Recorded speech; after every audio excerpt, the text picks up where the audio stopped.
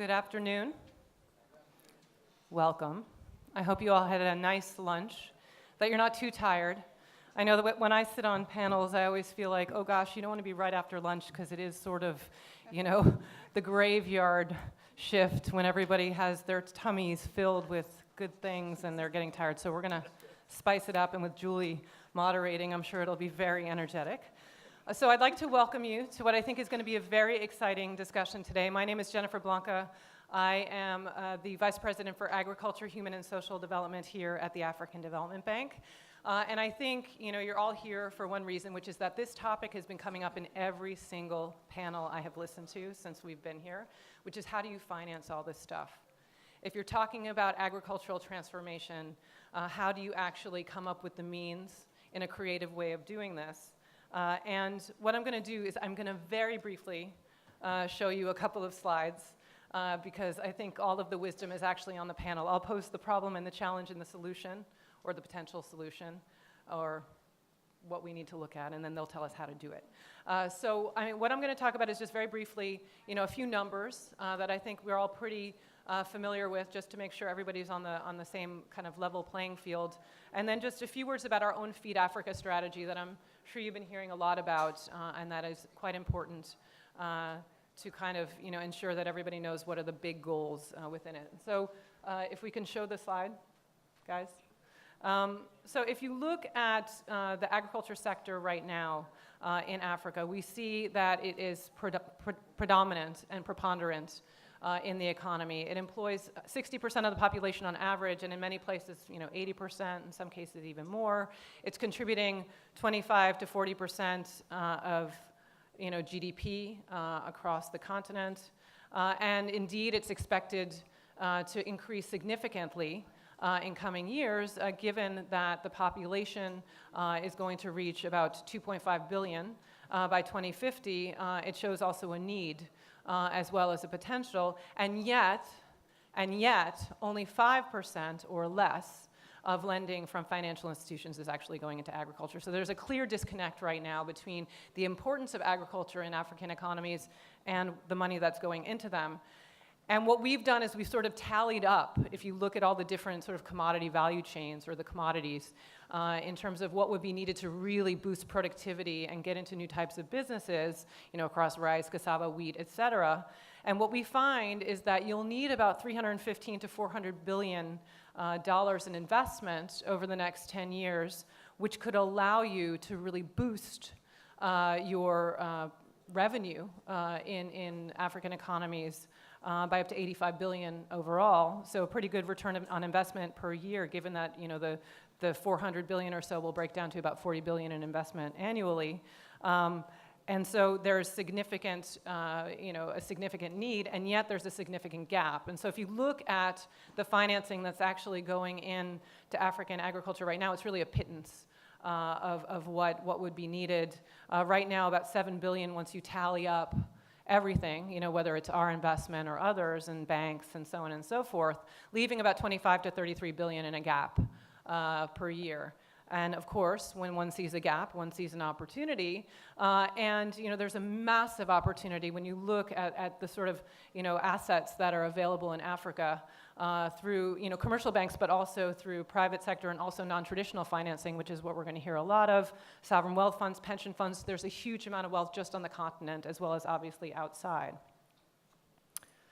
And so, tying that in just from a development purpose, why is the African Development Bank particularly interested in this? Why have we made the theme of this entire annual meeting on agriculture? Well, it's because it's really important in terms of being a development driver, and I think we know that.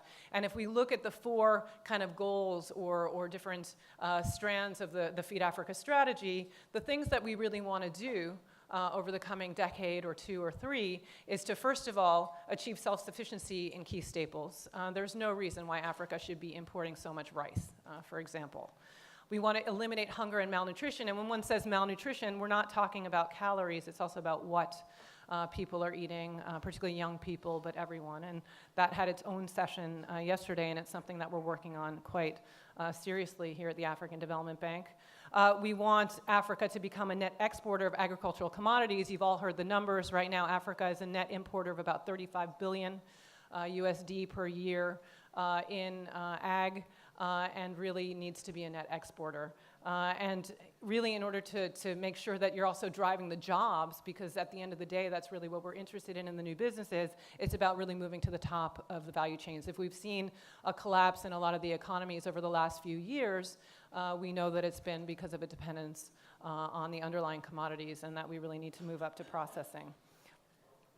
And at the bank, I think this is just my very last word, what we're doing is we're really trying to take a value chain approach to look at how you can go from field to fork in the case of food, and in the case of clothing, field to fashion. And we're going to have a great session on fashionomics later in the week that I would encourage you to go to, because sometimes people don't think about that one. And in order to do this, there's a massive amount of investment that's needed all across the value chain. And it's something that we'll really be focusing on in a few key value chains, but it's not something that we can do alone. And it's where we really need partnerships. We need all the different, sort of organizations working together, investors working together with us. You might have heard the president talking about the Africa Investment Forum that we're going to be doing probably at some point next year, and some pieces. I think we'll do something on agriculture later in this year. We really need everyone coming together, and as we know, there's lots of people in the room and also sitting on the panel who are really contributing to this story. So I won't say anything about the solutions. I'll leave that to the wonderful panel that we have here.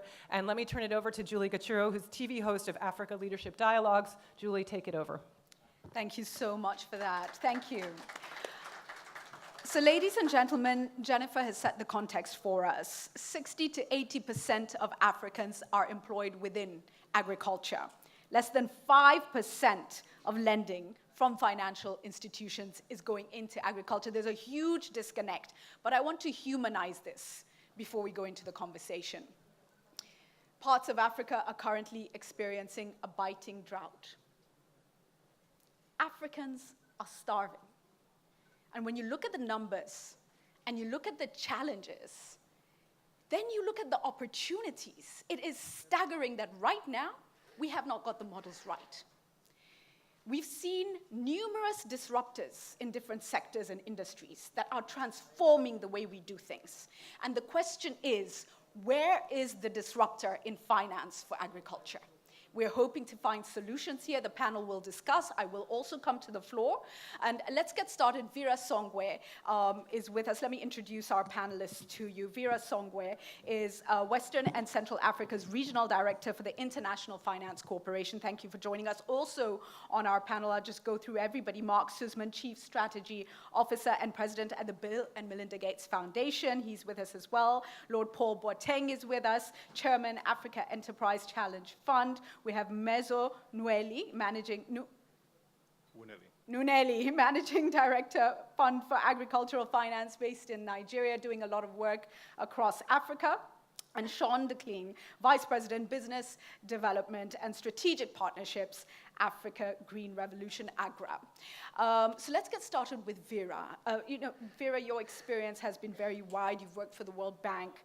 You're now with the International Finance Corporation. And we'd really like you to kick us off just with your insights on what we need to be doing. What are the solutions? What's the way forward in view of the challenge, please? Thank you very much. Thanks. Good afternoon, everybody. I think Jennifer did an amazing job giving us a little bit of setting the scene on what the challenges are. I think before we start on the private sector side, the first and foremost challenge is the leadership challenge. And I think it's a policy and political challenge. It really is about, and you talk about famine, I think that many of us believe that there will be no famine if there was leadership and political clarity and vision. So, I really want to make sure that we don't sort of confound the issues of agriculture and where policy comes in. And two things, and I don't know if we were all at the session with the heads of states and the president of the African Development Bank, but when we talk about land today on the continent, this is not about money. A lot of land reform is just about getting policies right. And the amount of resources that you need to do that are things that are at the possibility of any country that we have today. I think when we talk about getting credit bureaus running, and I will come back to why this is important, again, you do not need that much resources. So there is a first step in the discussion around agriculture. Today, again, with technology, we can map the land. I think that we see a lot of that happening in East Africa, in Kenya, in Tanzania, where with Google technology, and you don't even need Google technology. Yesterday we were talking with Siwa and the women here in India, and they have little tablets where they can actually send back their coordinates of their land sizes and land mass. But again, it takes political will, it takes a political decision to say we're going to make this transparent, we're going to make it possible, and we're going to make it possible in a certain amount of time. I think that's the first question, is where is the vision? That vision has come, and that vision, we see some success, and I'm going to always talk about where we see the successes. I think in Rwanda, with the CADEP plan, and making the CADEP a reality with, at the time, Minister Agnes Kalibata, who is now at AGRA, but the continuation of that work, there was a policy vision, there was leadership, and that was 50% of the problem. It became clear, how do we take Rwanda, especially in the rice, from a net exporter of rice, they were importing 60% of their rice in 2008. Today, Rwanda exports rice. And so I think when we sit and talk about the Indian example, we don't need to go out of the continent to see that there are good examples. There is the example of Rwanda, there is the example of Burkina Faso. After 2008, they turned around and policy decisions were made and policy decisions were stuck to, and I'll come back to that a lot. So I think that's the first one, is we have the African Union has put together the CADEP plan. It's very clear, it's an excellent plan. The African Development Bank, the World Bank Group, the IFC, we're all working around that plan. It's a plan that has both improving fertilizer, improving the technology, improving the financing. But a big part, when we talk about the financing part, and that is the other part of the vision now, after you talk about the partnerships, is the policy, it's the partnerships, and the blending of the financing.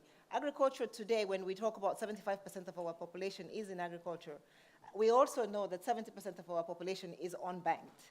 And it's very difficult then to talk about financing when you have, you know, 2/3 of that population that is unbanked. So the whole idea of innovative financing is not so much about coming up with new tools, but it's more about how do we use existing tools in a way that reaches this 70–75% that do not have access to formal banking sector systems. Today, the banking sector on the continent is about 14 billion. You just said that. But only about 600 goes to the agriculture sector, and mostly to the large enterprises. So the small woman in the villages of Uganda or the villages of Benin and Togo will never get access until you can find some system like a credit information bureau. But a credit information bureau is a policy decision about how the government puts that in place.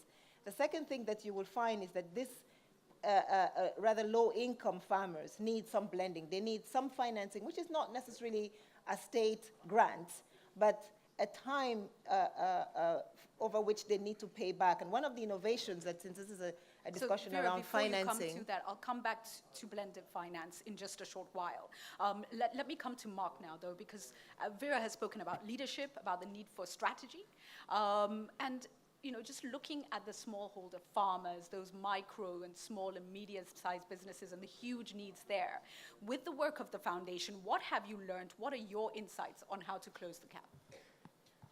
Well, thanks to, and thanks to everyone for joining here today, and the African Development Bank for hosting and making this theme the theme of the annual meetings, because I think it is a critical one. And at the Gates Foundation, we've now been working in agriculture for a little bit over a decade, and what pushed us into the space in the first place was not just the sort of investment opportunities and the data that you saw that Jennifer presented on her slides, but the fact that successful agricultural development is the most successful or most critical poverty-reducing tool there is when it's done well. And our lens as a foundation is really to try and work and drive self-sufficiency and sustainable poverty reduction.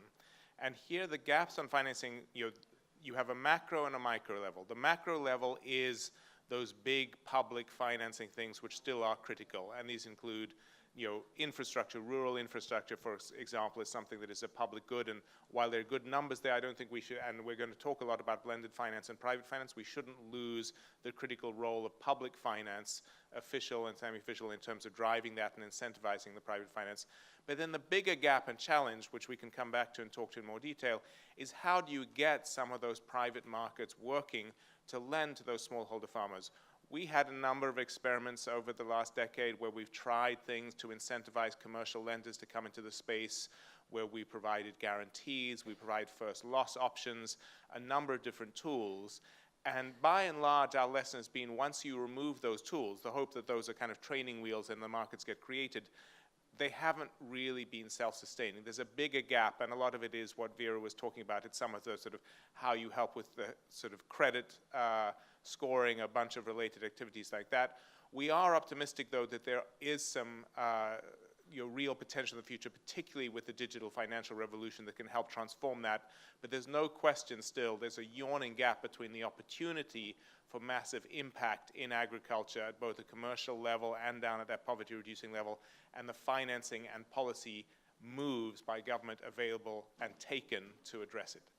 Thanks so much for that. And it brings me straight to Mezo, your thoughts on this issue. You've been working across the African space. And my question really will relate to how to leverage private sector funding for businesses and real or perceived risks, how we can manage those kinds of issues in order to really tap into the funding that's available, please. Thank you.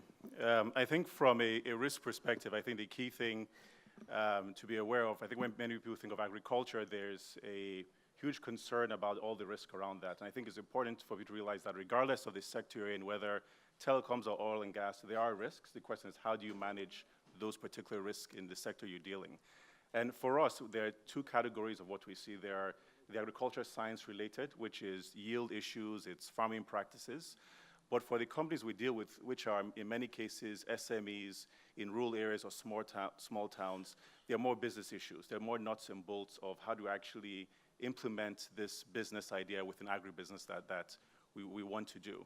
And I think what we've come across quite a bit are companies who, poultry, for example, have not thought in great detail about bird flu issues and biosecurity and where they're located to handle those risks.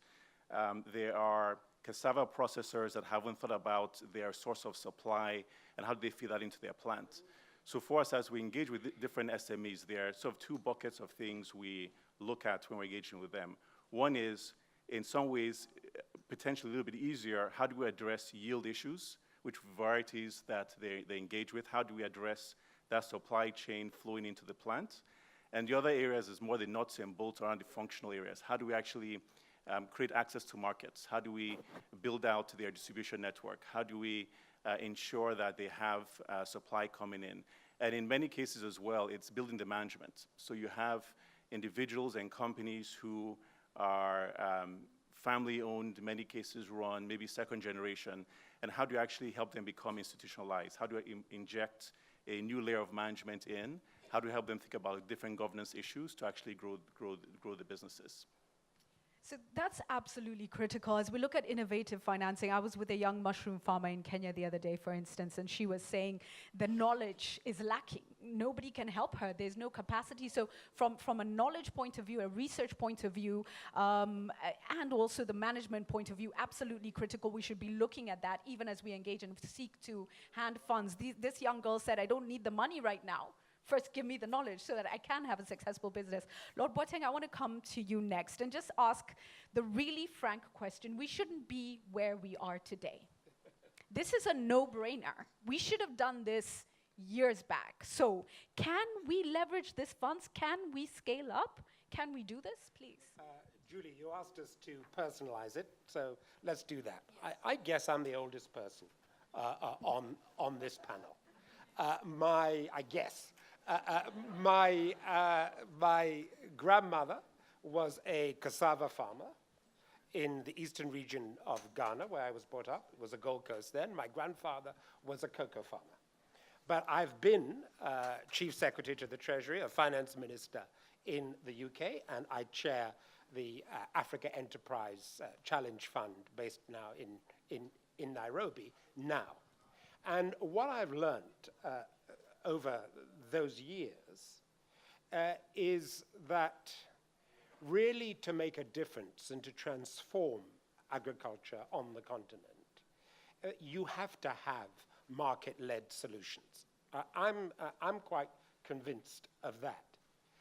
But I've also, and the private sector, if it's going to be sustainable, has to be there from the beginning. But I've also learned that we are addressing a fundamental market failure.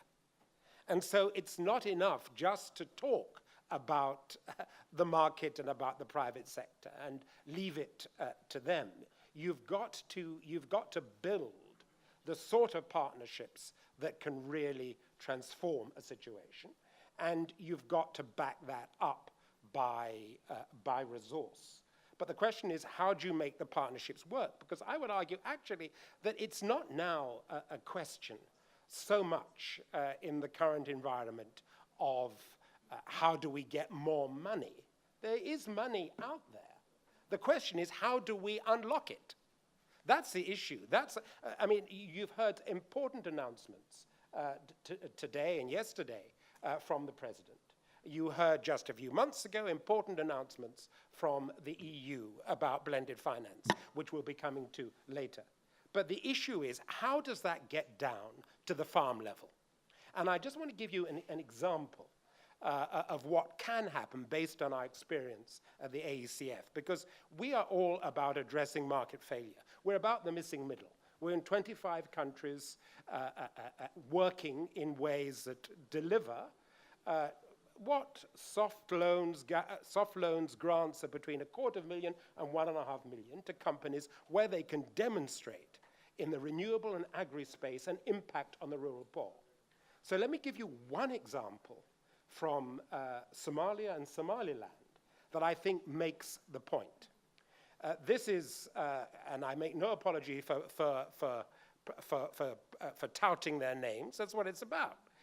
Car Express Financial Services and Micro Dahab. Now, these essentially are money services. They're about money transfer. They're about enabling people to access resource through remittances and other sources of money in a very difficult place, Somalia and Somaliland. Now, what we did by making an initial investment with each of them was to facilitate not just their business in terms of enable them to expand their reach in those countries and beyond in terms of the diaspora, who have a very important part to play in all of this, but we also, as a result of that intervention, got them talking to the regulator.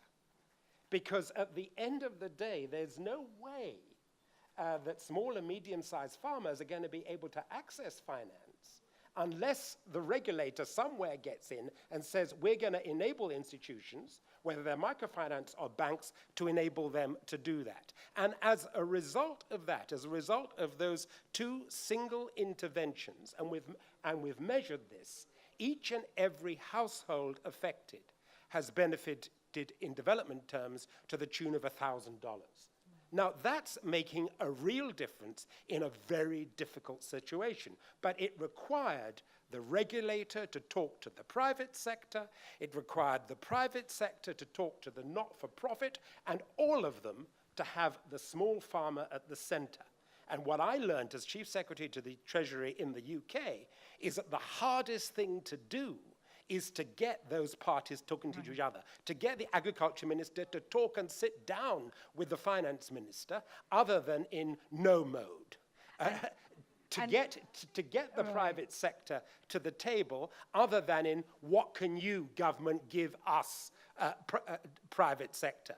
To get the farmer, and particularly the woman farmer, and if you take the one example of Micro Dahab, 95% repayment.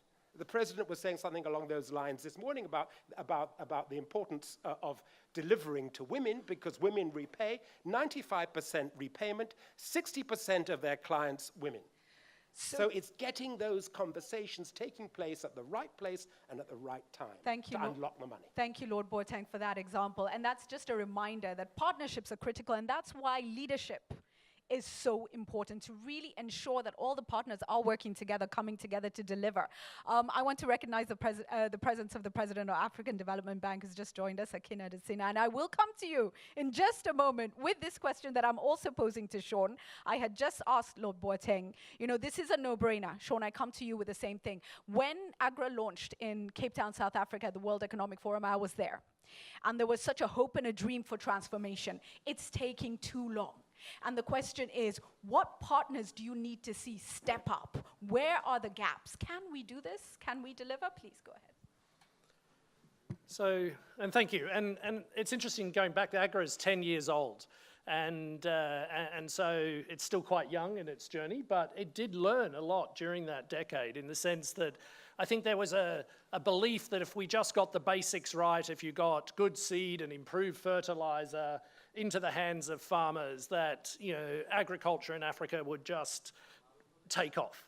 I think what we learnt on that journey was that if you didn't, that the farmer was in a way acted as a natural point of division. You know, inputs companies, and that would work up to the point of the farmer. What happened beyond the farmer? That was the market's responsibility. And the market would work back to the farmer. And what happened in the production phase, well, that was meant to be sorted out by other players. And as Paul rightly points out, it's the farmer actually is where a lot of this risk is held. In agriculture, if it's a drought where you first started, if it's financing of inputs, you know, and how that's played out in the market, where they get that finance, a lot of that risk is often held at that point of the farmer. And so then we started to realize, okay, we need to have a market-facing agenda. So that became a critical focus. And then more recently, it's been, okay, we need to unlock the market. You need to have a finance agenda as well. And so AGRA has shifted from just getting the mechanics of smallholder agricultural growth and productivity right, to actually looking at the whole issue of market surplus. We talk about yields a lot, but actually it's about market surplus, how much, so this brings in post-harvest loss, becomes a critical part of 30% is lost you know, at the farm gate. And so how much is the farmer actually able to sell into the market? So it's not just about the yield, it's about market surplus. And then also, how do you de-risk the whole chain? And we have come to realize that we're only a small cog in the wheel as AGRA. And if you're going to de-risk the whole chain, this requires quite complex partnerships that involve a series of private sector supply chains aligning. It requires development partners working with governments, working with civil society sector, working with farmer organizations, and to bring these together, not into a project. And I think that's the big shift that's taking place, is getting out of a project mentality and getting into a systems, ecosystem agenda, and then looking at finance within that. Because also the finance sector is a value chain in itself. And what we realized was there was not enough integration within just the finance value chain, let alone the individual crop value chains. So the insurance people would talk about insurance, the village savings and loans people would talk about village savings and loans and interact with each other. The microfinance institutions would work together, but they weren't necessarily coordinating through the whole integrated value chain and how that then aligns into the separate crop value chains. So that integration piece became critical. And tapping this into country plans, making sure that this is bedded into a country's investment agenda. And we're seeing that in Africa at the moment, where a lot of the countries are rethinking their approach, shifting from agriculture as a development agenda, and this is something that the president has driven for years, and looking at agriculture as an economic driver. So it's not about how do you get 10% of financing into the agriculture sector, it's how do you take that 10% and leverage that to attract 5, 10 times that in terms of investment into agriculture. And then I think the final thing that we started to realize, so it was about integration, it was about leverage, and I think the final thing that we're really seeing is about acceleration. If this is all about doing a series, if we're going to test out now a whole new series of pilots around innovative finance, we'll spend the next 5 years going down a series of rabbit holes. I don't know about you, but I mean, I have rarely seen a pilot fail, but I have rarely seen a pilot program go to scale. And if we don't address scale in an accelerated manner, and it's that point about acceleration, and this is where the digital transformation really comes to the fore, where we break out of traditional banking modes and we think of non-traditional banking, of how we use digital technology to transcend, to break a lot of the hurdles, and we'll come back to that on the blended finance side. We'll never get that scale or that acceleration that's needed. Thank you so much for that, Sean. I come to you now, Akin, please, for your thoughts on this. We started off really saying that, well, I was saying perhaps we need a disruptor. We need something to totally shift the way things are done. The sense of urgency is clear. In the ministry in Nigeria, you were thinking out of the box. You were trying to push new thinking. If you were to see innovative models, if you were to look at the partners who need to sit at the table and work together, what would your words be on the way forward on this issue, please? Well, maybe I should just use that. Only have a few minutes, so no, thanks very much. It's just to say that to start off from the point that Sean was making there about pilots and scale. You know, in my career, I've seen so many pilots. I mean, so many pilots, but I don't see so many planes taking off. So I think the key is to really get a lot of planes taking off on great ideas. And we have one that's working very, very well, which is the one of de-risking the banks to lend to agriculture. I remember when I was Minister of Agriculture in Nigeria, I had a meeting. Myself, Sanusi Lamido, who was the central bank governor of Nigeria. In fact, before I became minister, I was at Agra at the time. I was vice president, same place that Sean works for right now. And we were 22 of the chief risk officers of all the banks in a room. And here was I trying to convince them to lend to agriculture. It looked like I was talking to a wall. They look at me and like, I must be really crazy.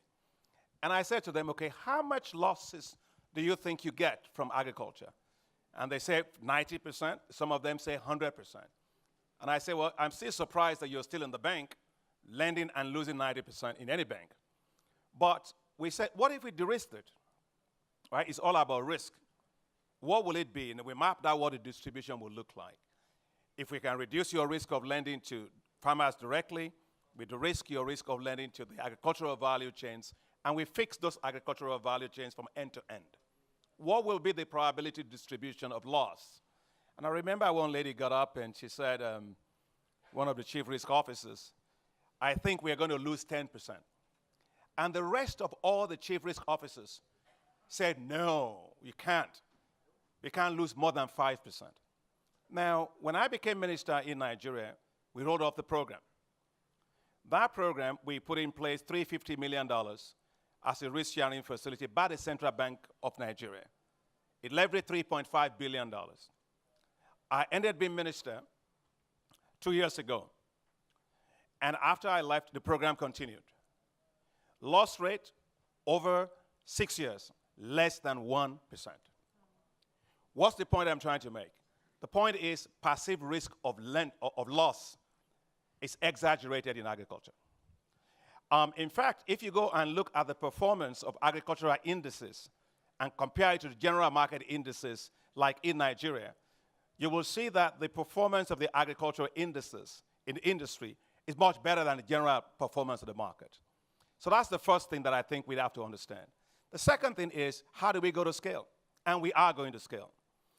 From the African Development Bank, we've taken that model, and the Minister of Finance, I thought Minister of Finance of Kenya here somewhere. We're doing it in Kenya. We're going to be working in Rwanda. We've done it already in Liberia. We've done it doing it in Tanzania, and in Togo, in Benin. And we're going to go to 30 countries with this. The reason is that if the banks can see the money trail, and they can see their risk go down, they're going to do it. So we at the African Development Bank are going to scale up these risk-sharing facilities all across Africa big time, because it makes a lot of sense. And I know we have ministers of finance here and central bank governors. create those pools of facilities that allows us to de-risk this sector. That's the critical thing. Now, if you take a look, for example, at what this will mean for you, it means that you don't have to be doing I know I want public financing in agriculture. That's fine. But at the end of the day, agriculture is a private enterprise. And the more of the balance sheet of the banks we can get to lend to agriculture, the better. The third point I want to make that needs to go to scale is what is being done by Mezue. I don't know whether he has spoken before I came in, but it's a fantastic thing. When I was Minister of Agriculture, I looked around and I found that the companies didn't have access to term finance. They could go to companies at the banks and get money, but term finance is what you needed. And so we created a fund, which is the one that he's CEO for now, called Fund for Financing Agriculture in Nigeria. As minister, I had to put in $30 million of government money, pull it out and put it in. Yeah. Okay, so if I can ask our technical team. Okay, Danyava. The point was that then KFW joined us and put in 30 million euros. The Nigerian Sovereign Wealth Fund came in and put in $10 million. Today, FAFIN is supporting a lot of small and medium-sized agribusinesses in Nigeria phenomenally. And we at the African Development Bank have made a decision that if we can get FAFIN to work at that scale, why can't we get FAFIN type to work across Africa, the whole place? And we've started that conversation. So just to summarize my point is that there are things that are working, what we are scaling up, both for de-risking commercial bank lending, but also to get private equity financing for term finance to agriculture. It's very, very critical. But at the end of the day, it doesn't matter what we do. We've got to realize that nothing will happen as fast as we want unless and until we take agriculture as a business. It is a business. It must always remain a business, because if the banks can find the money trail in something, they'll follow that track. That's all I have to say. Thank you so much. Please, let's give the president a round of applause. And with those comments, and I think, just a reminder that perceived risk and real risk are two completely different things. We need to draw in the money. I want to just mention to Clava Gatete and Henry Rotich, because I see them here. I will come to the two of you in a short while, just for some brief comments. Vera, let me come to you now. You had started to speak about the importance of blended finance and actions in that particular area. Please go ahead. Thank you. I think what we have seen at the IFC, and we have increased, we started at about, and to go back to the president's point, when we started doing agriculture at the IFC, our lending book was about $200 million in agriculture, and most of the time we did it with large enterprises, Nestle, Cargill. So in some sense we took away the risk because we had a solid off-taker with a AAA rating. Today we are actually doing agricultural lending in northern Nigeria, on certain territory. We're doing it in northern Cameroon as well. And how are we doing that? With totally different value chain proposition, which is to say we do not necessarily need to have the farmers bound to a particular off-taker. What you can do is you can work through the value chain and make a series of off-takers where you can then decide at what point of that value chain you get the most value and where you finance. And what we see is that it actually creates more jobs.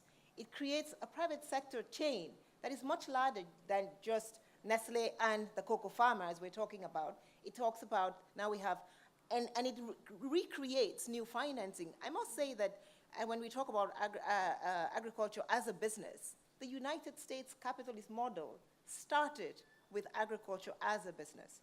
Today, all the laws and competitive settings and frameworks that we have in the US around agriculture and around the market model started with agriculture. Something that we have talked a lot about is warehouse receipts. When you take and again, this is that chain where you can find a different financing and where you can blend. And when we talk about blending, a lot of the time we think, what is blending? Is it only public money and private money? No, it is. You can actually blend private money twice. You can get lower cost private money from pension funds because they have a longer maturity time frame, and private equity. And that's blending. So it doesn't even need to be, and this goes back again to this point of it is the private sector that can blend, that can do this blending and do it well. The second thing that we're looking at is the guarantees.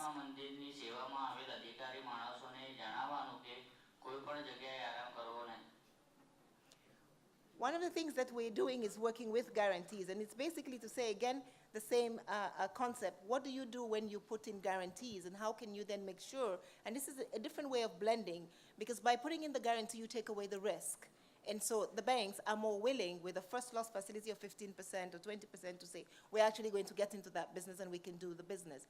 Finally, I think there is a blending in policy, and this is, I keep going back to the policy stance and the leadership stance, because once there is a clear direction on policy, then people are willing to come in and invest. Once you're sure that if I go into Guinea-Bissau to do cashews, the law is not going to change on me. That is the most important, I think, blending, is to make sure, because the first blend is the private sector farmer and the public sector policy maker. If that blend works, we can then de-risk the rest of the blending. So governments seated in the room, I hope you heard that. The policy is absolutely critical. People need consistency. They need to be sure of what they're investing in. Lord Boateng, please, you wanted to come in. I just want to put in a word of caution about blending. Now, I mean, I'm a lawyer, I've been a diplomat, I'm on the board of a bank, but at the end of the day, I'm a politician. And one of the things that strikes me as a politician about the word blending, it's like the word partnership. It's one of those warm, soft, cuddly words that makes everybody feel good. Actually, as we all know from our personal relationships, don't we? Partnership requires a great deal of hard work, and it doesn't always work out. So I think we've got to be very careful when we talk about blend. What quite do we mean by it? Who sets the terms of it? And when we do that, we come to the conclusion, don't we? And I give you just this practical example, if I may, because I think we've got to constantly bring it down to the level of the farm. So let me give you an example.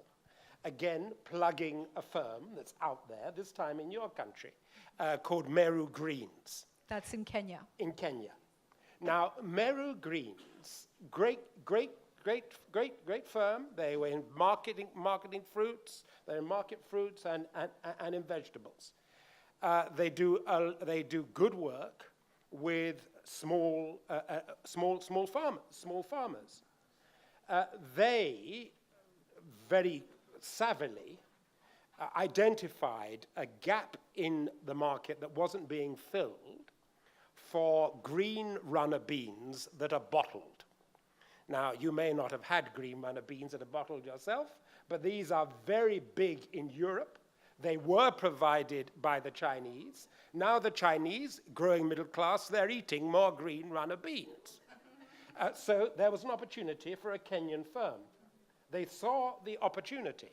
Okay, they saw the opportunity. They knew that they had the smallholder farmers. They'd established the relationships. But what they needed and what they couldn't simply get from a bank was the means by which they delivered the technical assistance to the farmers to start growing the beans to the necessary quality to meet the EU's requirements. At the same time, in order to put in another production line, they got 1.5 million from us on a grant and concessionary basis. They needed more from impact investors.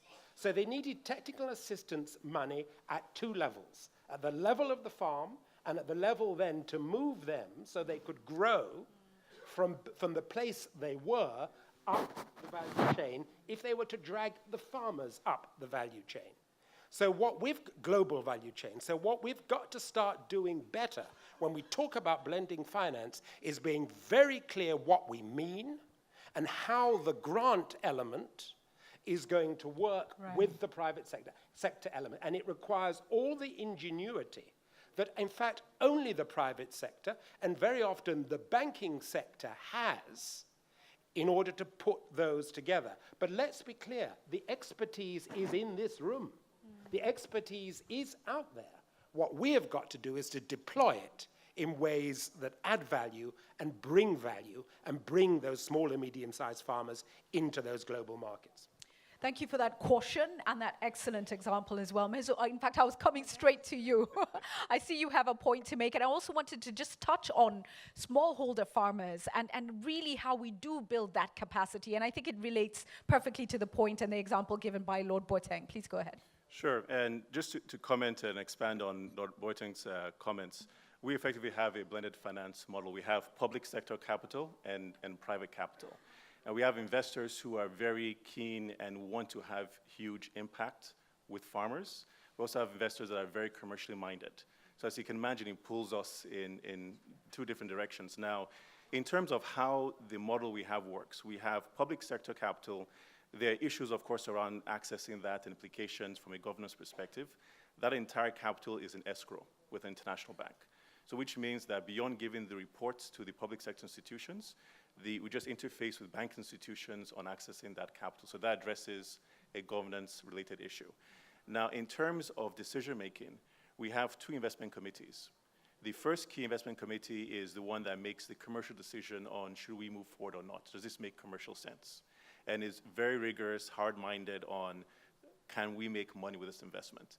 There's also a committee that looks at impact. How do we have a TA facility as well. We have a small pot of grant money we can allocate. So how are we going to generate and build impact within this company or within the portfolio? There's another committee that looks at those different issues. Now, separate from the capital, because not just the money, it's how do you bring in that technical assistance, the skills to actually help the entrepreneurs build value, the farmers grow.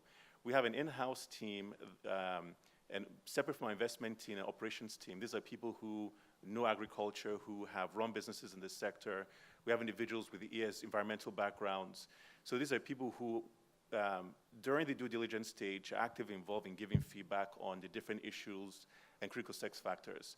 Then post-investment, they're part of the team working with the entrepreneurs and the agribusiness to see how do we actually create value, how do we actually sort out these issues, and how do we actually, what are we trying to achieve and how do we actually get there? So bringing the public sector capital, addressing that, bringing private sector money, grant funding, and then the knowledge and the skills to actually implement is absolutely critical in addressing these issues. Thank you so much. And you know, I come straight to you, Mark Sisman, on this now. And in Kenya, M-Pesa has unleashed incredible growth within the economy, and we see what technology can do. What is your thought? What are your thoughts as a foundation around digital financial services and the way forward there? Well, you started this session by talking about what can be a great disruptor in agricultural finance. And as in so many other sectors, I think we are cautiously optimistic that digital financial services can become that disruptor. As I said earlier, I completely stand with Lord Boateng and others in saying, this whole debate over the last decade has got too filled with phrases around innovative finance, blended finance, public-private partnership, the sense that all these things are good, and if only we mix them up together in the right way, somehow good things would happen and agriculture would boom. And in practice, it's a much more complicated and complex thing that has to go transaction by transaction, as we've heard. And that's part of what brings in the inherent caution for big commercial lenders and others who insist on what we regard are kind of excessive safeguards in terms of first loss guarantees and other things. And that's been our challenge, is we haven't seen the scaling and expansion we'd hoped, because when we take away those sort of incentives, the commercial lending doesn't seem to follow, even though the returns are still there. And the gap seems to be in the knowledge base. And so there are two bits of that. One is digital financial services, and the M-Pesa example and what's been going on in Kenya, but many other countries show, actually have potential not just to sort of oil the wheels of commerce, and there's some great recent data showing how just simply access to mobile money has improved the income of particularly poor women, regardless of sector or household or whatever sector they're focusing on, but they are predominantly in agriculture. But more broadly, it also gives you much more information. You can do digital credit scoring. There are lots of ways which, again, digital financial services firms have started looking at to assess predictability of repayments. you can combine it with digital assessments of where there are likely, which kinds of crops are likely to grow best in an area and what kind of productivity or sales are likely. We've seen particularly encouraging experiments in livestock areas in places, but both Nigeria, Ethiopia, several other places, and poultry and related issues, where you can sort of aggregate some of these things up and realize that financial services that even a poor farmer needs, agricultural credit is only one of a whole array of financial services that smallholder farmer needs and wants for themselves. They might need home loans or education loans or health loans, and these can all actually come together, and the providers now, as these are starting to get to scale, can actually help build up a comfort level and information base about these are really commercially viable pools of clients with genuinely high repayment rates, exactly the way President Adesina talked about. So we think we're actually at a cusp now of being able to have that transformative shift over, and the key will be, we hope, in the digital financial space. Thank you for that. I'm coming to the floor in just a moment, but first, Sean, let me come to you quickly for a response on this one. We're looking to leverage and mobilize public sector, private sector, and development funds as well. If you were to highlight 3 key things that we must do now and we must do well, what would those be, please? We're sharing a microphone here. We're blending. Thank you. So I think the point's been made very clearly that we really need to unpack what is blended finance and what are we doing it for. And so one of those 3 key things is going to be around, do we have the right information? You know, do we have the right information, analytics that will allow us to pinpoint where is the gap? How are we going to do this in a way that makes sure that that this public money doesn't crowd out the private sector, that there is additionality, that this isn't, that this is actually, mobilizing more investment rather than crowding it out. So getting that information analytics right. And it's interesting being here in India because this is something that they're putting a lot of effort and energy into, is using that data to create knowledge around agriculture and bringing that back in a way that can be used to de-risk the chain. The second is around, do we have the toolkits? And so we established a working group around blended finance that kick-started in a meeting in Davos this year.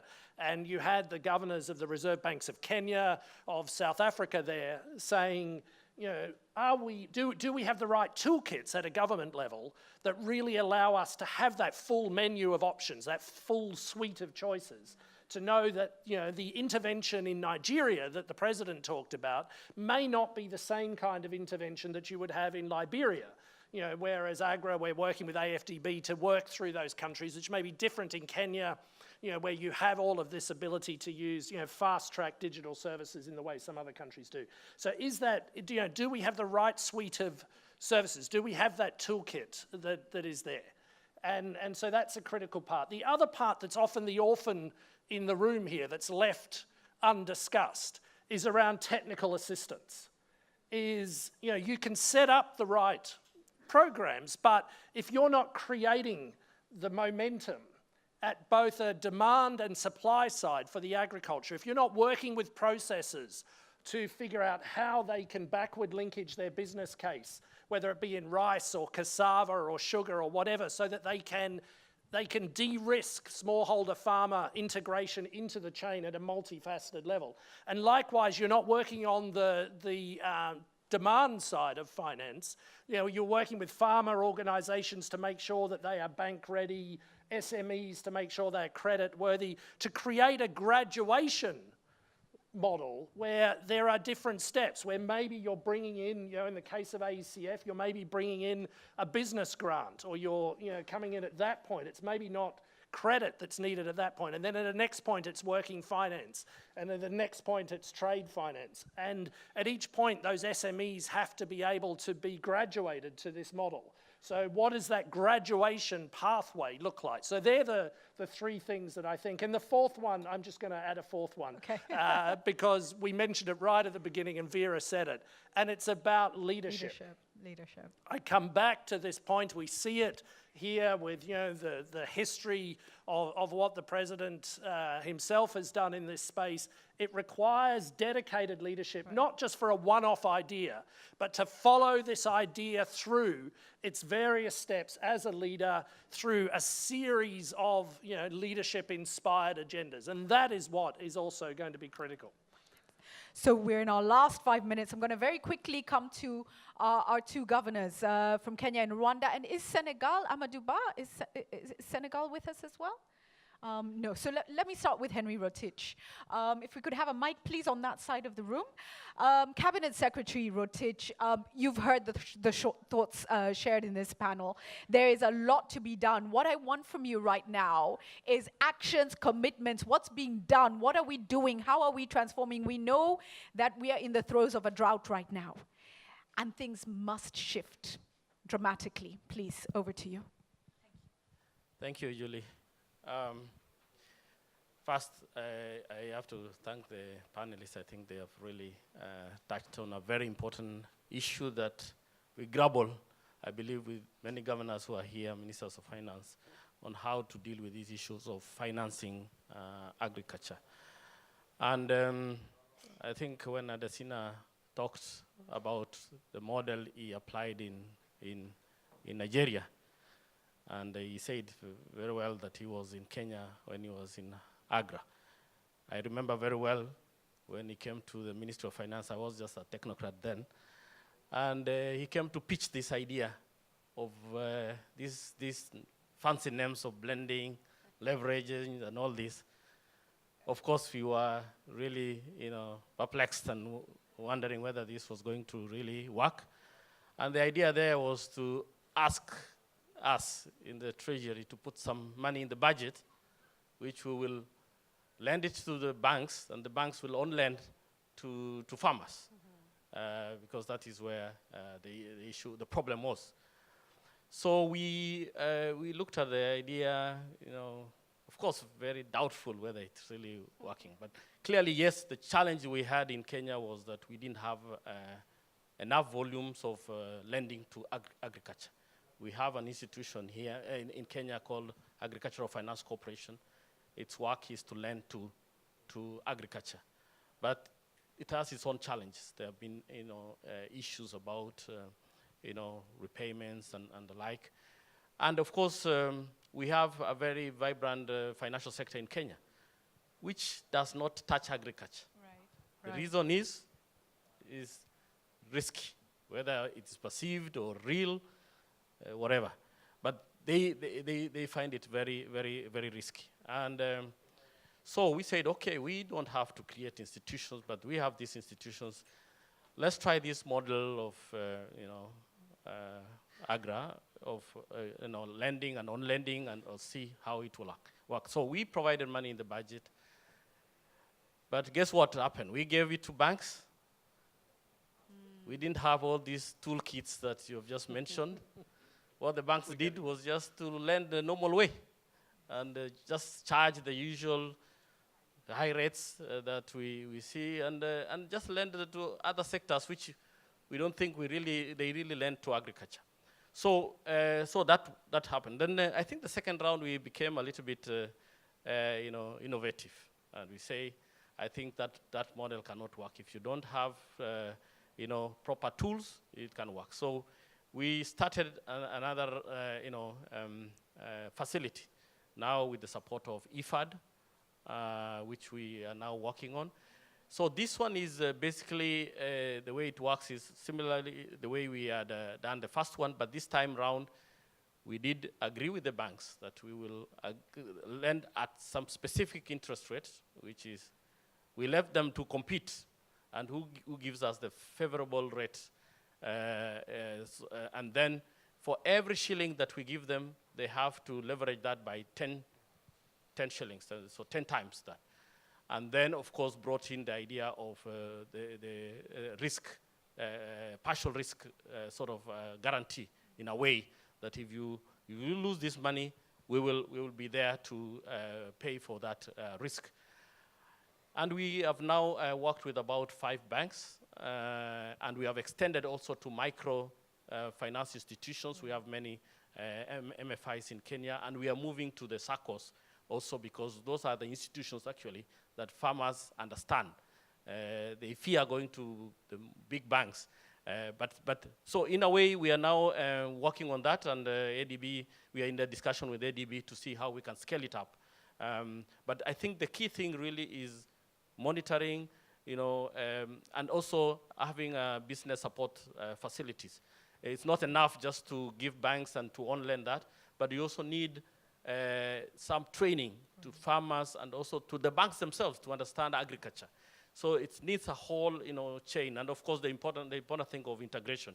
I think sometimes when we talk of agriculture, we just think lending to just farming. I think agriculture is beyond farming. You also have to look at the other chains beyond farming and how the whole system tie up so that lending can make sense, because banks want to see something that it has a package for it to succeed. Thank you. Thank you so much for that. Let me come to Cleva Gatete now, and thank you. The transformation for Rwanda has been incredible. What lessons, key lessons, would you share with all the participants here today on next steps? Thank you very much. I don't think the transformation has been a phenomenon, as you mentioned, but very much I want to thank the team, the panel that has really were giving ideas. But I just want to pick one thing that has been said there. I think Lord Boateng mentioned something very useful.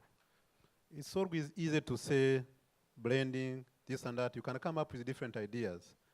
But I think what is very important is understanding what farming is, what agriculture is. In our case, we had to start from the Ministry of Finance to understand the importance of agriculture. Because we said, let's look at the GDP numbers. There is agriculture has its own contribution, 30% of GDP. In the industry side, the whole manufacturing is almost 90% agriculture related, meaning that it contributes to the industry. In the services, you can move from wholesale, retail, restaurants, hotels, transport, everything is almost agriculture.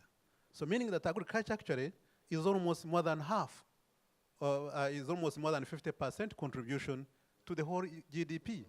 So once they understood that, then they started paying attention in the Ministry of Finance before you go to agriculture.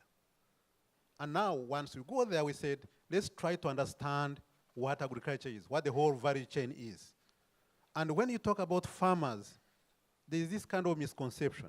There are many scattered people who are in agriculture, who are called farmers. The others who are big, the others who have industries. They are all different. Meaning the small farmers need to be organized. Before even you talk about value chain, they need to be organized so that they can have bargaining power, so that you can provide capacity, so that you can assist them. That organization is very, very important. Number two, which I thought was very critical, is land, having land. In the case of Rwanda, all the land in the country is registered, meaning you have the title deed for your land. It made it easier for us to be able to have land consolidation so that you can combine your small pieces and be able to grow a crop or two or three, whatever it is. You can add inputs, you can do everything. And knowing that actually it's your land, and you can use the title deed for anything, accessing money. So once we did that, then we saw agriculture starting to change. Now, what matters is now looking at the people in that whole value chain, and that's what we are working now with the African Development Bank, trying to see from the industry all the way backward what we need to fix and who does the fixing. What does the government do? What does the donors do? Because they're also part of that. What do farmers and others who are in agriculture do? Because there are many in the value chain. And having done that, because we have, even warehousing receipt, we have a whole mixture of different things. But are they really organized? It's just how do we organize the whole value chain and be able to understand which risks and who fixes what risks. And for us, this is what we are juggling with. This is what we are trying to do to see how that one can increase our own economic growth by fixing where we think things are wrong. And we believe that with this, working with the ADB, I think we'll be able to tie the knot and be able to address the issues of financing the entire agriculture system. Thank you so much for that. Really instructive points. It's interesting because I said there was incredible transformation because Vera said you went from importing to exporting. Cleva says It's not incredible transformation. So we must be ambitious. We accept your ambition. We must think bigger. We must do more. I want to come to the floor now. I've been given a bit more time, which is fantastic. So let me come to the floor, questions and comments. So gentleman right at the back, because your hand was up. A gentleman there, and then here. If I could have the mic right at the back of the room. I'm going to ask you to run, if you can. Thank you. I see a hand over there as well. Okay, I'll come to you in a bit. Thank you. Thanks very much. My name's Jack. I'm the editor of Development Finance magazine. I just want to ask the panel, what about development finance institutions? These institutions that are experienced talking to government, that have the mandate to crowd in private sector investment and are trying to seek out more of those deals. There hasn't been any mention of these institutions yet. Could they perhaps secure the sustainable partnerships we're talking about? Thank you so much. There was a gentleman about 2 rows in front, just ahead of him. In the glasses, thank you. Thank you. My name is Sanmit Ahuja. I run a clean tech company called ETI Dynamics. I want to talk about blended finance. We're doing some water, sanitation, and agriculture projects in Africa. And the challenges that we face, it's not that there is a lack of commercial, there's enough commercial capital out there. It's technology transfer, proving the pilots on the ground, model contract agreements, training, skilling, lack of ecosystem. Those are the risks. And I wonder if the panel is saying, is enough investment being made to address those risks so that commercial capital can come in? Thank you so much. Gentleman right here at the front, if the mic could come this way. Do we have ladies? Can I be gender sensitive and ask where the ladies with their hands? No, not yet? Okay. Okay. Hi, everyone. My name is Richard Markenbaram. I lead a communications company in Nigeria, sector specific to agriculture. Now, I want to find out, as Lord Barton was very helpful in noting that it all has to drive down to the farm. Where does insurance sit in this conversation, and how integral is it? Thank you. Thank you so much for that. I see hands on that side. Let's start, if the mic can go that way, as we start to address some of these questions that have come in. So what about development finance institutions? Who would like to take that on? I think, yes, please go ahead. Well, Vera probably wants to talk about that as well, too. But I'd say, absolutely, if you look at where the sort of large-scale capital shifts have been into agriculture since the bottoming out of public finance in agriculture happened around 2003, 2004. It really has come largely from the big development institutions. The World Bank is the biggest, but the African Development Bank and others. But that also plateaued. We really saw a big increase from around 2004 to around 2010, 11, depending on how you calculate, and then it's plateaued since then. And I actually think that is a challenge because that kind of finance, the role that those institutions play, the role that related institutions like IFAD, which was mentioned, there's the Global Agriculture and Food Security Program, GAFSP, which was set up in the wake of the international food crisis in 2008. There's some other forms of bilateral finance that the Millennium Challenge Corporation in the United States actually had a lot of its first wave of lending or of granting was in the agricultural space.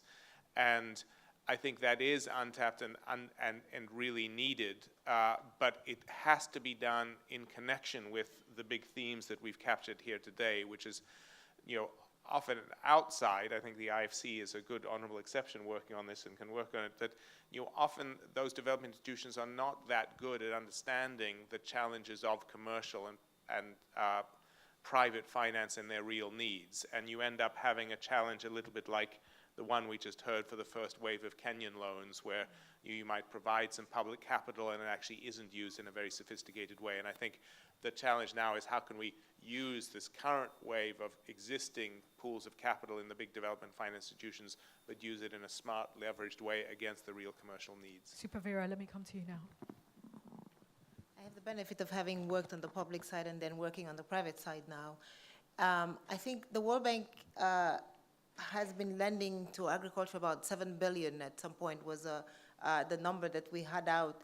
And the IFC, I just said, is doing about $1 billion in financing for agriculture. I think one of the things that you do when you have the public side is sort of discovering where the market failures are, as was mentioned. And once the public sector takes away those market failures, then the private sector can come in and come in very well. And I think this is where you have the benefit of institutions like ours and the ADB that have a public and a private window. And I want to go back to this question of blending that which is very important. And I think Lord Boateng was correct when he said we have to be careful about blending. The important thing is to understand who holds the end of the contract for which they can change the rules. And this is, again, where the public sector comes in. And I think if you get into a country to invest in rice production, and then the next morning the state changes the law on you, the market will never come back to you. And so I think this is the most important thing, is that policy signal. What is the signal that the state sends is the biggest risk-reducing aspect. If you can guarantee, the state can guarantee that there will not be changes in the rules. That's what the private sector looks at, is if there has been a change in rules, you can throw all the money you want and the private sector will not come in. And this is a lesson that we have had. The second thing is the specificity of agriculture across the continent. And I think when we talk about the different pilots or the experience in Rwanda, you can take the experience in Rwanda and learn about the leadership, learn about the continuity, learn about the continuum that needs to be supported. But you can't do the same thing in Burkina Faso because it's a different context and a different set of rules that one has to play with. But they are basic fundamentals, which is the certainty of the market, which is clarity of what the public sector has to provide. And the public sector will always have, it's like the highway. You know, the big sort of irrigation pipelines will never be provided by the private sector. We know that now because they cannot afford it. So we do know what are those investments that have to come in by the public sector to gather in and leverage more of the private sector. And I think that that is a little bit where we have to do more and concentrate on doing it. Then you go back into how do you blend and how do you do the cooperatives. I think today we've done a lot of cooperatives on the public side, but more and more there is a private market out there for actually working on cooperatives. So you can then shift that. I think once the technology is set, once the technology is replicable, the private sector can take on those rules. And that's what we're doing increasingly at the IFC and the World Bank, is working together basically to go to the most difficult markets, figure out how you fix the market failures, and then hand it over to the private sector to continue in that stream. Lord Boateng's mind is, crunching. I see it. Please go ahead. I'm just wrestling with an issue from two of the questions, actually, around DFIs and then around some of the context in which we're asking the private sector to operate. And thinking about a session yesterday when a woman got up and she said it's all very well to talk about the 60% of underutilized arable land, but what about the land that we've got and productivity in relation to that land? She was thinking as a farmer might think. And then I was thinking there, what are the two things that are perhaps most important in this area? And what can we learn from some of the stuff that's been happening in India and in Southeast Asia? And they are around, it seems to me, irrigation and around fertilizers. I mean, those are two pretty basic things, aren't they? We would think so. We would think so, yes. And yet they are remarkably neglected. So if I was asking myself, well, what could we have as a disruptor? What could we have as a game changer? I'd like to see a Gavi, a Global Alliance of Vaccine Immunization type model used for either one of those, so that you were seeing how you could build the sort of partnerships involving private sector capital and techniques, linking it at the same time with buy-in from governments around those issues of irrigation and fertilizer. And that's the great thing about organizations like AGRA and AECF. Given the space and the money, we could help do that. But we don't actually have a Gavi model for agriculture yet, and I think we need one. Okay, so that really, I think, touches on the point raised about the challenges of technology transfer as well. Maybe, Sean, can I come to you on this? We're blending again. So, yeah, I'm just to pick up 2 points. One is the technology transfer, and one is the insurance question that was asked, because I think, I think we also need to rethink blended finance as to just what is the outcome that we want, and not necessarily thinking of blended finance in a classic way of, creating a guarantee fund. But maybe being smart, saying, okay, maybe we come up with a deal where you actually you support an insurance mechanism behind the scenes And so the interface with the banks or something is actually another private sector company, but you've de-risked the insurance piece or something behind that. So then you've got a dialogue that's going on between a bank, which, you know, if it's just talking to a DFI and is looking at this as development finance, we'll treat it very differently than if it's talking to a reinsurer or something like that and looking at this from an insurance perspective. So thinking innovatively around, you know, that space. I think the other one is also thinking about non-traditional. We talk a lot about banks, but this is your point about ICT is, you know, how do you also de-risk you know, the whole issue of cost of delivery? You know, how do you make sure that you've got retail access points so you can carry cash electronically through the system? Because if you've got to take finance out, a loan out at every point of the agricultural value chain, the cost of capital just becomes totally non-competitive. And so then how do you then use electronic wallets in a smart way? And, you know, Kenya's right at the sort of forefront of that. Or look at, we mentioned warehouse receipting, but, you know, things like, you know, how do you take that receivable? So if you've got, you know, some kind of approved invoice, often it takes a month before that is paid from the ultimate, from a brewery or whoever is paying the ultimate, whereas the farmer often needs money, if it's a smallholder farmer, right here, right now. And so you've got companies, and, you know, I can call them out here because I think they're doing a good job, Omati Capital in Kenya, that's actually not a bank, that's taking that, you know, risk. It's insured, it's been insured, you know, by a reinsurer to say the point of 80%. And then it's paying out the farmer immediately. They actually provide the commodity, you know, to someone who's collecting it. And so they have cash in their hand immediately. Because that's often where the default is, that 10 days or a month between when normal payments can be made at a farm level, when you've been waiting for 6 months for a cash injection as a smallholder farmer, that 10 days can make or break you paying school fees or whatever it is.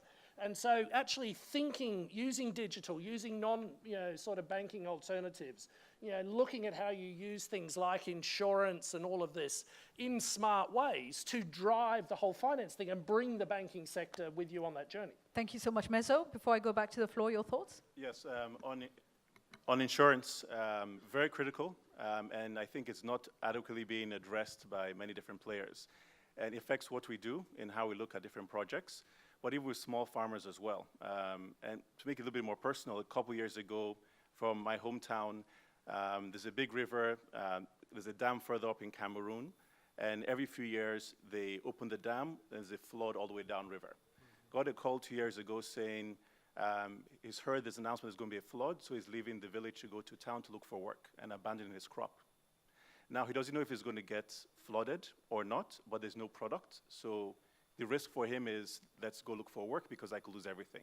If there was an insurance product he could use, then he would mitigate that risk. He could also spend that time on the farm.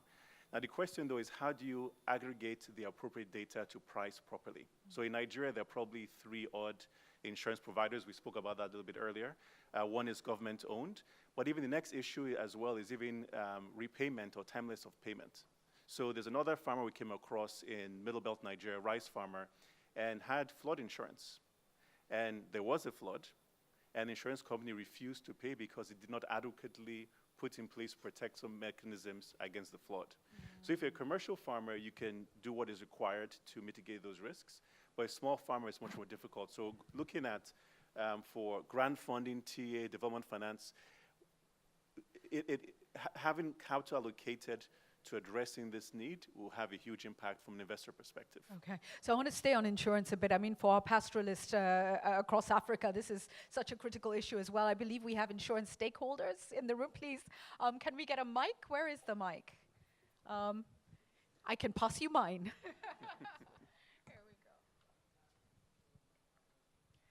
Thank you very much. My name is Esther Bauer from Swiss Reinsurance Company, and we work with various insurance companies and governments on the continent to develop new insurance solutions. I absolutely believe that insurance has to be part of the finance discussion, because who is going to invest if Mother Nature is not favorable and one bad harvest can put everything at risk that you have invested? So it does have to be part of the discussion. Insurance can also serve as a collateral for a loan. We have seen this working in different countries. I would like to emphasize a few points that were made on the panel before about first of all, about leadership. It does require leadership, and we do have some very good examples from Kenya, Uganda. I understand Rwanda is starting, all have started to implement national agricultural insurance systems. And we have seen the benefits already this year with the Kenya livestock insurance program, which has paid out to the pastoralists, allowing them to buy water and food for the animals before they were forced to sell them or before they died. So it is doable. There are solutions. There are different products that can address some of the challenges that were mentioned, different types of index insurance solutions that can be implemented for smallholder farmers. I would like to come back on a point that Lord Boateng made earlier, how to bring all the different stakeholders together on the ground. I think that is a key challenge. How do we get from the big ideas to the smallholder farmer? How does he or she know that these insurance solutions exist? How do we make sure that organizations, different types of companies can reach out to the farmers, because the traditional insurance companies do not have the distribution networks to the rural areas. So we need to work closely together with different organizations on the ground, and I believe capacity building hasn't been mentioned, is absolutely critical. So how can we integrate the whole capacity building on finance, including insurance? It doesn't make sense that there are all fragments and approaches to the same problem. Thank you so much for that. Now, our time is very short, but I did see a few hands I have noted. Can I ask, can we make them comments rather than questions, because we may not have time to actually address them? Gatete, I will start with you and then go down. There was a lady at the back. Yes, thank you. Go ahead. Yeah, I just wanted to, first of all, to appreciate that the models which they are mentioning do work. But I think there's a point mentioned by Vera, which is very, very important. Right. It's government. Government is not only a partner, but it is the guarantor of whoever is going to come into the whole system. The insurance will come because government is there, because the policy is very straightforward, and government can stand behind the policy and make sure that the enforcement is done properly. So apart from providing the infrastructure that is needed and establishing the industries, as the President was talking about in the morning, about the zones, the zoning, and where you can locate the industries, the post-harvest infrastructure, and all other things that the government can do. For the government, it has to be a big partner, and it has to be the guarantor, it has to be the enforcer of whatever agreement that has been agreed on. So I think the role of government is very critical, and once it is in, then things will work. But once it is out, things will work, others will not. And it's not a sustainable situation. Thank you. So the policy matters. Thank you for emphasizing that point. If I can, where is the mic right now? The gentleman over there, right next to you, and then we'll go to the ladies at the back. Yes, thank you. Thank you. My name is Apollos. I work with Oxfam International. I think what's important, I actually wanted to raise it as a question, but since you've asked for a comment, is around... And you have 30 seconds or less. Okay, so it's around the smallholder farmers. The ECA report of 2014 said that more than 75% of the agricultural output actually was coming from smallholder farmers. How are we protecting them in this blended financing or the value chains that we are coming up with in access to financing? Because at the end of the day, they actually do not have power over contracts. They really don't understand what risk management is. They are actually concerned about their survival. And we need to make sure that they are empowered to be able to negotiate these loans. Thank you. Yeah. So that's a takeaway. How are we protecting the smallholder farmers? Let me go to the lady at the back with the mic. Thank you. I'm Bhavna Prasad from WWF. My question is regarding the I mean, I think it's been interesting to hear about some of the various risks and financial issues related to blended finance and credit risk and insurance risk. But one of the things that really needs to be covered is about the ESG aspect of risk. And when you're really expanding agriculture in a very significant way, are we really understanding how much water is used into agriculture? If 70, 80, 90% of water is going into agriculture, we're not really talking about those risks. And as a lender, you need to have that, you have to take that into account in order to be able to really integrate the realistic risks of what this might involve. Thank you for raising that, and that is well noted. I will take one more question. And then all the hands go up. So I have to give the lady with a mic. My apologies. Please go ahead. Thank you. Is it on? Oh, thank you. My name is Mary Joseph. I'm the Director of Partnerships for Farm Drive. We're a credit scoring company in Kenya, and we actually score smallholder farmers. So the work that we're doing is really integral to everything that you guys have talked about, from credit scoring, from reaching the farmers, from ICT solutions. And yesterday there was a lot of discussion on youth. So I just wanted to put this out there and say that we're really looking forward to speaking with all of you and would like to do some blending and some partnerships and all of those great buzzwords we've thrown out. Thank you. Thank you very much for that. You know, we haven't spoken very much about the fact that youth and women are critical, and we must focus on them even as we seek to leverage these funds. And you know, let's go away not forgetting that those constituencies are absolutely critical to the work that we are doing. But in the final moments, I really want each of you to leave us with a parting shot, looking at the way forward, the next steps. I'll start with you, Mark. Maybe I'll start again with that, or close with that theme that we talked about, which is leadership, and leadership linked to the smallholder farmer, because I think that question is critical.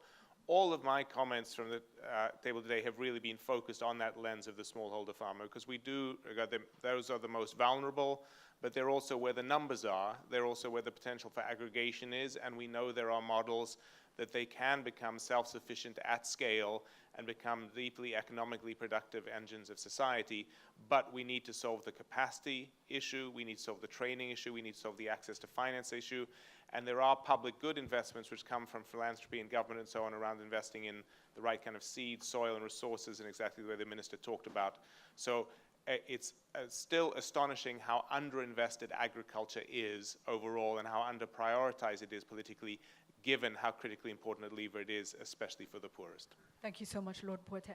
I want to end with the challenge you set us around youth and women. We have an aging cohort of farmers. We have women working in farms and in agriculture and not getting the benefit. That's just the reality, 60%.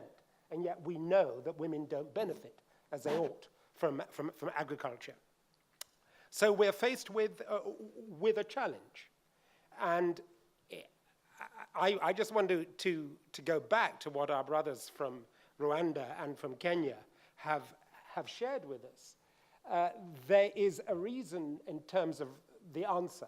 There's a reason why youth and women don't actually get what they should get, aren't enabled to contribute as they should be able to contribute to agriculture. It's because at the end of the day, so many decisions are made by old men. I mean, think about it. And at the end of the day, old men like to be comfortable. And old men, in the main, are not comfortable around youths and women in the boardroom or on the farm. I mean, that's the reality.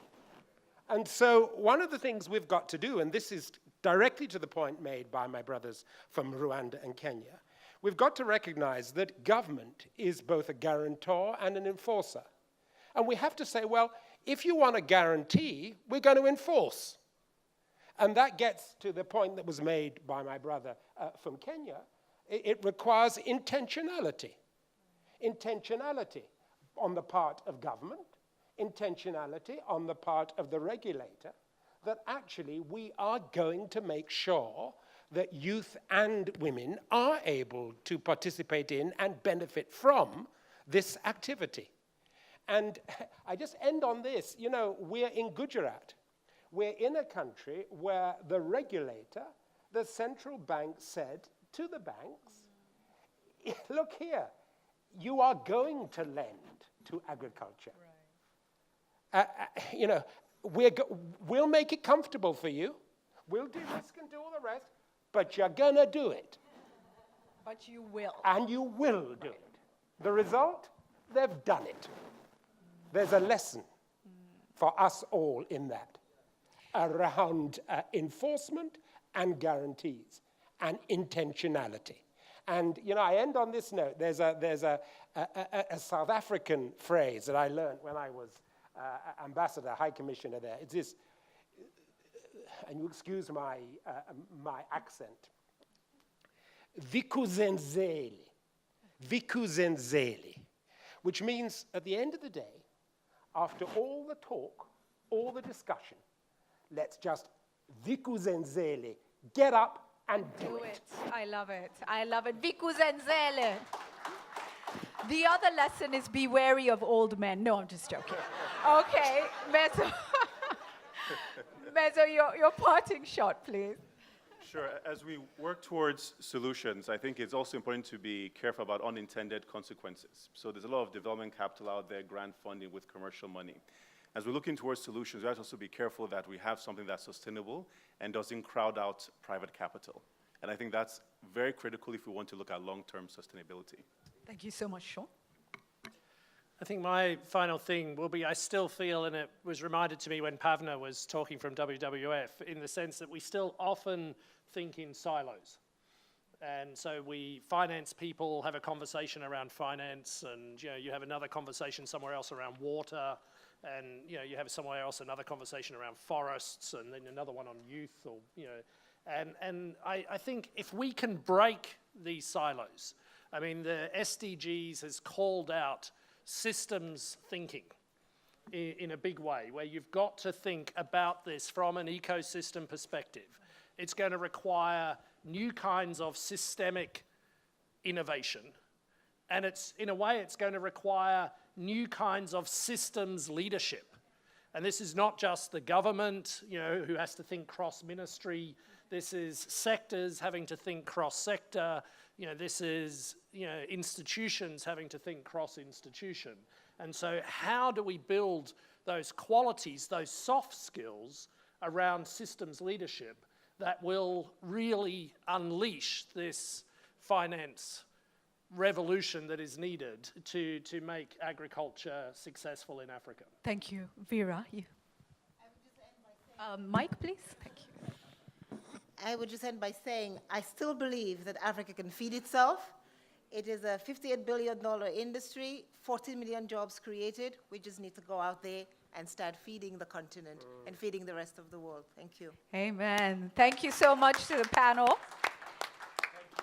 Thank you. Allow me to finish by sharing the words of Peter Drucker. And he said, "The enterprise that does not innovate ages and declines. In a period of rapid change, decline will be fast." Think about that for a moment. In a continent where we have a youth bulge, a need for opportunity, and a desperate need for food, we must innovate. I want to encourage you in all your spaces to do what you can. And for those of you who are interested in discussing the issues of blended finance a little bit further, there is a small working group getting together in room MRB1 at 4:30. MRB1 at 4:30. You can join that meeting and go through that. I want to thank you so much for joining us and wish you all the best in the rest of your deliberations. Thank you very much.